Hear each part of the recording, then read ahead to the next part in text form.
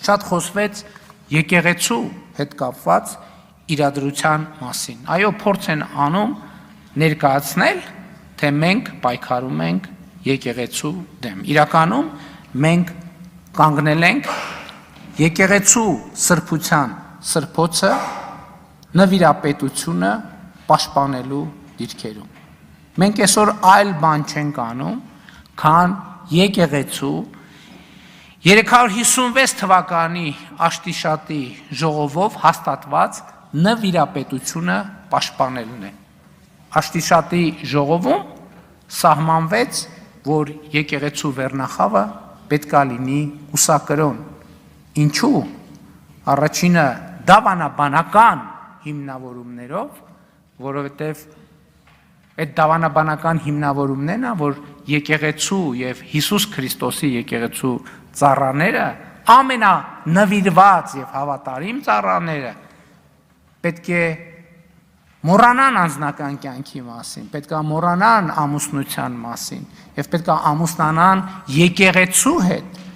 պետք է անձնական կյանք ունենան եկեղեցու հետ, իրենց անձնական կյանքը պետք է պարփակված լինի Հիսուս Քրիստոսի ծառայության եւ ոչ որևէ այլ բանի մեջ։ Եվ այս նվիրապետության շնորհիվ է նաեւ, որ պետք է երաշխավորվեր եկեղեցու բարոյական,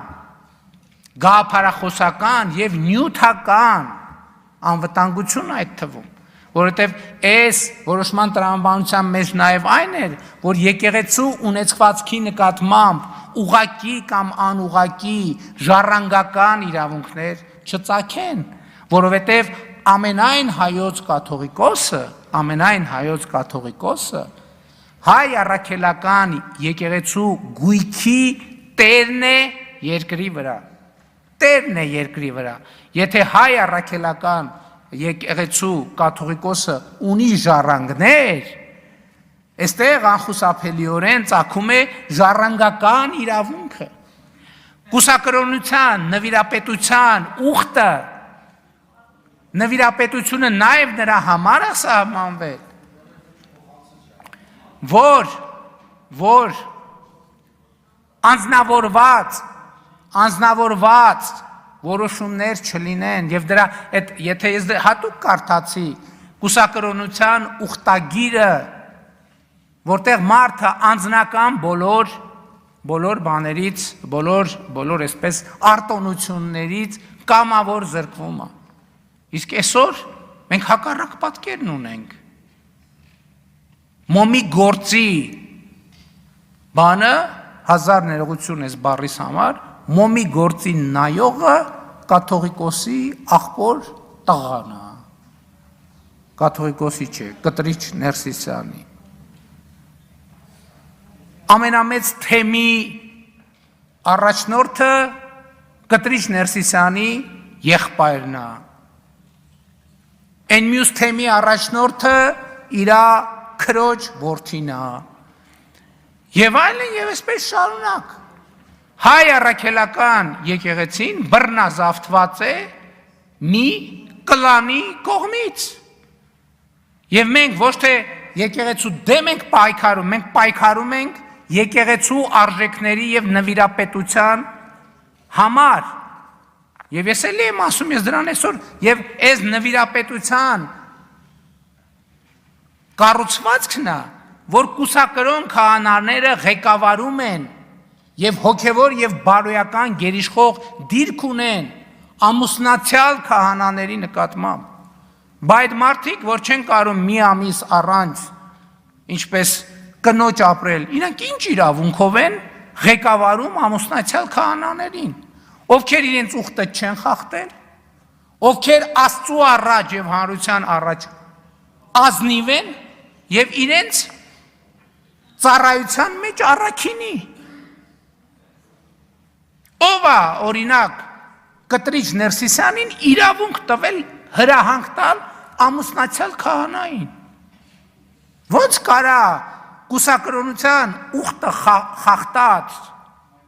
եւ չեմ ուզում ամբյոնից էլ այդ բառը պաշարը օգտագործել, ասենք Սամվել Առաքելյան կոչվող ոմը մեկը Ոնց կարա ամուսնացյալ եկեղեցա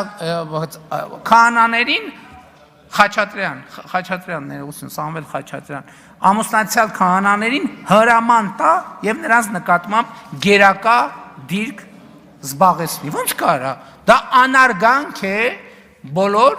ամուսնացյալ քահանաների նկատմամբ որտեւ ինչ ասես որտեղ ասես անում են մի հատ էլ գալիս են այդ բանի դիրքերից որպես մարդիկ ովքեր ամուսնացած են եկեղեցու հետ գալիս են բարոյական եւ ոչ միայն իրավական բան են կիրառում իշխանություն են կիրառում այդ փաստի բերումով հասկանում եք այդ փաստի բերումով մի հատ էլ ոնց կար կաթողիկ ասում են կաթողիկոսի անձնական կյանքը հասկանում եք կաթողիկոսի անձնական կյանքը մարդիկ ով որ խոսում են այս իրավիճակի պաշտպանության մասին նրանք քար առ քար քանդում են հայ առաքելական եկեղեցին նրա նվիրապետությունը նրա պատմությունը նրա ավանդույթը նրա արժեքը քանդում են քանդել են հիմա վերջին ավերակներն են ուզում տան եւ մենք դա թույլ չենք տալու ես ասում եմ ինքս որպես մարդ ով ունի հոգեվոր զգացմունքներ Այսպիսի արտահայտություն միջամտություն եկեղեցու ներքին գործերին հասկանում եք սա ամեն ինչի մասին ասում է հայ առաքելական եկեղեցու հետևորդները միջամտնում են եկեղեցու ներքին գործերին ոնց կարա այդ հավատավոր մարդկանց եկեղեցին է Երբ որ իրանք դա պատկերացնում են որպես մի կլանի սեփականություն, այդ ժամանակ ոնց բանի մոմի գործը կտրիճի աղբորն է։ Այն բանի գործը, ասենք ենթադրենք, ով ձեռնադրվի, չձեռնադրվի, կաթողիկոսի բանի քրոջ որդին պետք է բանանի, այդ ենթադրենք այն մյուս հարցը, այսինքն ինչ դուք պղծել եք եկեղեցին։ Պղծել եք եկեղեցին, եկեղեցին դարձրել եք մի հատ բան, ասենք ենթադրենք մի հատ սպայից ավելի լավ սպան հարգելի գործունեություն է, ավազակների տեղ եք սարքել, ինչպես Հիսուս Քրիստոսը ասում է նոր կտակարանում, հաջորդը, այս նոր խոսույթը, այսինքն նոր չէ, հին խոսույթը, տենց անում են, որովհետև թուրքերն են տենց ուզել, տենց անում են, որովհետև ադրբեջանցին։ Այս մեր իրականության ամենախոշոր եւ ամենապրոբլեմատիկ կոմպլեքսն է։ Իրեք այդ խոսույթը այն ժամանակ էլ մենք էլ ենք տրվում այդ խոսույթին։ Լավ եկեք բանակի մասին չխոսենք, որովհետև դե թուրքերն ու ադրբեջանցիները լսում են։ Վայ դրա մասին դե դա գաղտնիք է։ Եկեք թուրքի ջրաղացին ջուր չլցնենք։ Եվ այլն եւ Ես մի հատ ուրիշ շատ կարևոր բան կա։ Ես երբ որ խոսում էի հայրենասիրության կայսերական մոդելի մասին, ես վերջերս մի հատ ուրիշ բան եմ հասկացել, որ մենք մեր աշխարհ ենք ալելու մեր սեփական զգայարանները եւ ֆորմուլաները, բանաձևերը զարգացնելու խնդիր ունենք։ Ես այս վերջերս թերևս ոչ հրապարակային մի հանդիպման ժամանակ ասացի հետեւյալը. մենք աշխարհը ընկալելու սեփական ֆորմուլաներ չունենք։ Եթե անկարծ Ադրբեջանը, Թուրքիան, Ռուսաստանը եւ մի քանի այլ երկրներ որոշեն մի ամիս ոչ մի հայտարարություն չանեն, մենք կհայտնվենք մութ սենյակում մի վիճակում, ով գաղափար չունի ընդհանրապես, ես որտեղ է հանգել։ Եվ սա մեր արտապետականության կարևոր առանձնահատկությունն է, որ ներդրված է։ Չեք տեսնում ես ինչ են խոսում։ Ինչ խոսում են, իրանք խոսում են այն ամեն ինչը, ինչ որ դնում են այստեղ, որևէ մեկը Հայաստանում ծնված ընկալում չի։ Մի մասը, այսինքն ամբողջը արտաքին խոսույթներից ծաղկակաղա, որը բերվում այս ամբիոն, եւ այս ամբիոնից մատուցվում է։ Եվ մենք պետք պարտավոր ենք առերեսվել այս խնդրի հետ։ Ընդդիմադիր պատգամավորն ասում ասեք, ինչ եք ուզում մեր ժողովրդից։ Ես կարող եմ ասել, ինչ եմ ուզում մեր ժողովրդից։ Ես ուզում եմ, որ մենք ճանաչենք աշխարհը։ Ես ասել եմ բազմիցս, ոչ մեկ չի ասել, հետո իմիջիայլոց ոչ մի լրագրող հարց չի տվել, ասել եմ, երկրագունդը մեզ համար շարունակում է մնալ անծանոթ վայր, ոչ մեկ չի ասում, այդ ինչ ասցիր, այդ ոնց ասցիր, ոչ մեկ չի ասում, էսա, որովհետև մենք աշխարհի ընկալման մեր սեփական բանաձևերը չունենք, սրանում է խնդրեմը, եւ աշխարհը շարունակում է մեզ համար մնալ անծանոթ վայր, եւ այդ է պատճառը, որ աշխարհի մեր ընկալումը այն է, որ աշխարհը մի հատ ծայրահեղ անարդար վայր է։ Իսկ կարող է պարզապես մենք չենք ճանաչում աշխարհը։ Մենք չգիտենք աշխարհը, չգիտենք այնտեղ ապրելու կանոնները։ Որովհետև եթե դու երթևեկության կանոնները չգիտես եւ անընդհատ վրաերթի ես ենթարկվում, այդ փողոցը քեզ համար ամենաանարդար վայրն է, դու չես հասկանում ինչ են քո վրայով անընդհատ մեքենա քշում։